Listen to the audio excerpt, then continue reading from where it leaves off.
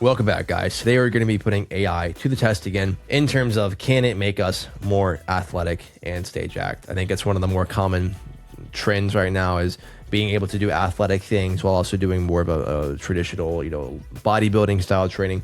At least it's getting very popular in my circle and what I see online, which is cool. I think being athletic is awesome, and I think a lot of athletic style training ends up being not the most productive. So let's see what AI does. I get asked this a lot. I get a lot of clients from people who are coaches or trainees who've been training for a long time or bodybuilding focused, and they want to feel better, move better, do some explosive type things. So if you like this style of video, do me a huge favor right now. Please like the video, please subscribe to the channel. And now we'll head over to ChatGPT and we'll see what it's going to feed us. So today's prompt: I have been training mainly for strength and hypertrophy, but now I want to be more athletic. ChatGPT, write me a 3-day-per-week program that keeps my muscle mass, but adds in the specific things I need to increase my vertical jump, lateral quickness, and overall explosiveness. Maybe I'll add in like sprint speed or something. We'll see what it says though. You don't need to abandon your strength and hypertrophy base. You just need to layer in power and athletic qualities intelligently. The biggest mistake people make here is just adding in some jumps at the end of the workouts. That won't move the needle much. You need to prioritize power first, keep strength heavy, and add targeted speed agility work. I like that. I think it's same as like people are like, oh, my calves won't grow. It's like, yeah, because you do 2 sets and then your session. Like if we want to prioritize something, and especially something that's more of if we want to call power, I wouldn't necessarily say how I'd introduce jumping is necessarily like power training, like high output. A lot of it's going to be more lower intensity, higher frequency exposure, building up volumes of more like extensive plyometrics. But yeah, put it on the front end so people can get at it, layer it into a warm up. Let's see what it does here. So 3 days per week. Did I say 3 days? Yeah, 3-day per week program. What's it going to do? Lower body power plus strength. Day 2, upper body power plus strength. Day 3, full body athleticism. So full body session, upper body session, lower body session. I don't hate that. More of a vertical jump focus on day 1. Let's see. Lateral quickness. So change the direction more on day 2. I don't know the difference between explosiveness and vertical focus. Like you could be explosive for a vertical jump, but let's see what it says. Do power work first. I like low reps, high intent on the explosive work. I like keep strength heavy, 3 to 6 rep range. Recover between sets, 1.5 to 3 minutes. I like that. Stop those explosive movements when performance drops. Okay, cool. Lower body, vertical jump focus, plyometrics, box jumps, 4x3. Guys, I actually like a depth jump, stepping off the box, exploding up. I like that. It's like a main, high intensity jump for a day for somebody who's worked up to that. Box jumps I find like relatively useless for a lot of people because we're not getting ground contacts. A lot of what people struggle with is actually managing ground contacts and also talking about creating adaptation. It's going to be that eccentric component of the ground contact and actually also utilizing things like the stretch shortening cycle, not just jumping and landing on a box, which is probably why a lot of people can actually do that. A lot of people can't do things like single leg hops very well. Before I say, well, I would want to add in a warm up and add in a fair bit of more like lower level plyometrics just to get better at those things. Let's see if when I ask it to do a warm up, if it'll add those in for us. But overall, back squat, RDL, I think those could be a bit redundant. I would probably do more of like a front squat or SSB squat to make sure I'm getting more of that vertical pattern. I don't know why it can't follow its own advice, like power accessory dumbbell jump squat. Why are we doing jump squats anyways? Why are we doing those after we just like went fucking ham on back squats and RDLs? Probably the worst way to really express power on a dumbbell jump squat is to do it like we're at an Orange Theory class going through a HIIT session. But even though it gave us that advice up there, weird. Unilateral strength, Bulgarian split squats, sick. Hanging leg raise, sick. I give that like a 5 out of 10, 4 out of 10. Day 2, upper body explosive push pull, explosive work, med ball chest pass, great. 4x5, plyo push up, 3x5, cool. I can get behind that. Bench press, 4x4 to 6, weighted pull ups, 4x4 to 6. I could get by that. Pretty generic, but I can get behind that. Overhead press, barbell row. A lot of barbell stuff, that's fine as well. There's probably some things I'd layer in there too from like a more like shoulder function perspective. And I don't mean like functional training, but I mean doing some things that are going to be maybe some unilateral stuff, adding in some rotation, adding in some things that are going to help us express more relative motion. Face pulls can die. Face pulls can die forever. I've done a video on that. Plug it there. Optional arms. Arms should never be optional. Arms should be intentional. That's also pretty mid. But the actual like bread and butter, the strength work there is not bad at all. Let's look at day 3.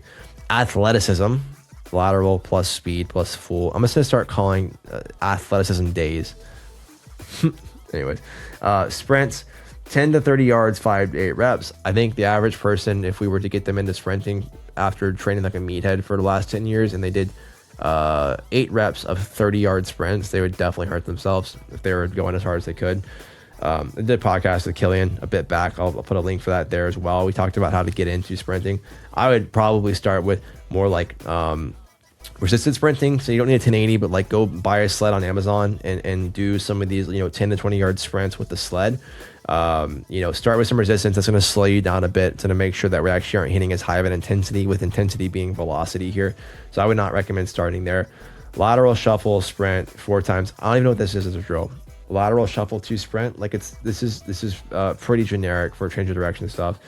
5 10 5 shuttle, probably get you good at 5 10 5 shuttle, but I'm not sure that's what I'd program for a change of direction day. I'd probably program some things that are gonna be more actually like change of direction plyometrics. Those are things that you can actually make a bit more intense as well.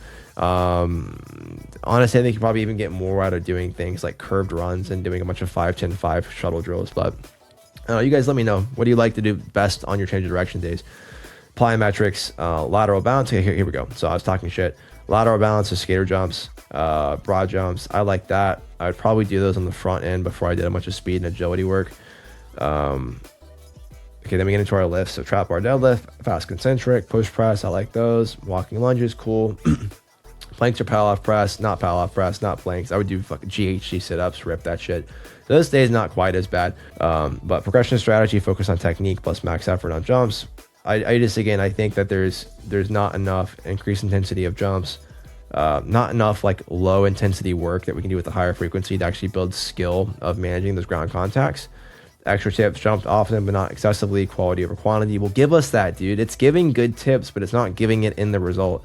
Get stronger in squats and deadlifts, stay leanish, rest matters. Yeah, it's all great advice, but what shows up here is not great advice. Let's see if Gemini is listening. We'll go over here, put the same prompt in the Gemini. Transition from a traditional bodybuilding or powerlifting style to more athletic, explosive profile. You need to shift from pure force production to rate of force development. The program uses a high-low CNS demand structure. Guys, I don't hate a high-low model, but if we're so novice to doing a lot of this more, athletic training, do we need to do a high-low model? Probably not, but let's look at this. Okay, vertical power and quad dominance. Rest, lateral quickness, unilateral strength, rest, total body explosiveness. So kind of the same plan that ChatGPT gave us, funny enough. Day 1, vertical power, box jumps, depth jumps. Are we pulling from the same sources? This is literally the same fucking program. Okay, so this didn't give us a caveat. This is putting pogo jumps here at the end, which makes no sense. Like, these are things that we could put pogo hops, leaps. Put a bunch of leaps on the front end of this. I love all Matt Watson's work, by the way. If you guys want to look at more plyo stuff, don't look at me. Go look at Matt Watson's stuff.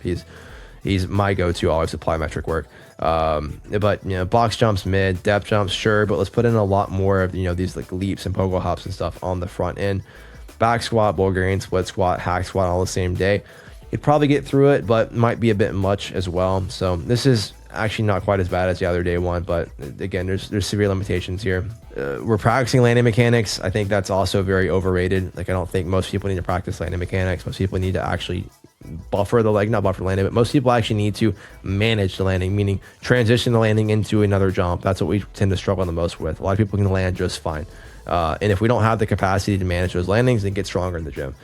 Sled drag / pushes. I don't know about drags. I would just do sled pushes and then do some sprints with that. Like, that would be an awesome beginning to this day. Do some plyos, do some sled pushes, go do some sprints.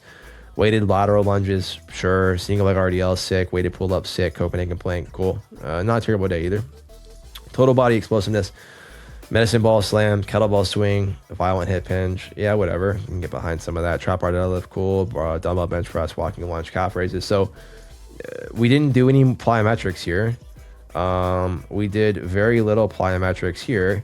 And then we did very little meaningful plyos here. So I would get jumping a lot more. And again, doesn't need to be high intensity. We just need to make sure that we're getting exposure to a variety of level plyometrics, working some medium stuff, working some more sprinting. You could probably sprint twice a week if you did resisted sprinting. If not, I would sprint once a week. I would put it here with these sled drags, or sorry, not sled drags, but sled pushes. Key athletic principles.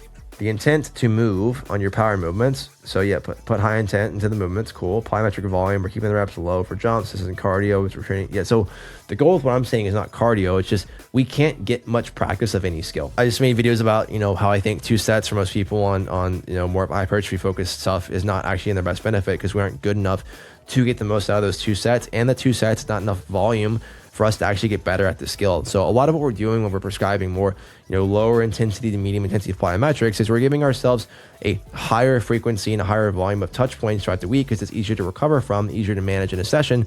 So we can actually get good at managing our contacts, right? Managing our center of mass, keeping ankle stiffness, right? As we move through space, those are things that people are going to struggle tremendously with, especially if you've been training like a meathead for a long time. So we don't need more high intensity stuff. We need more of that other stuff and do it with a higher frequency and a higher volume so we can actually build skill and build capacity there.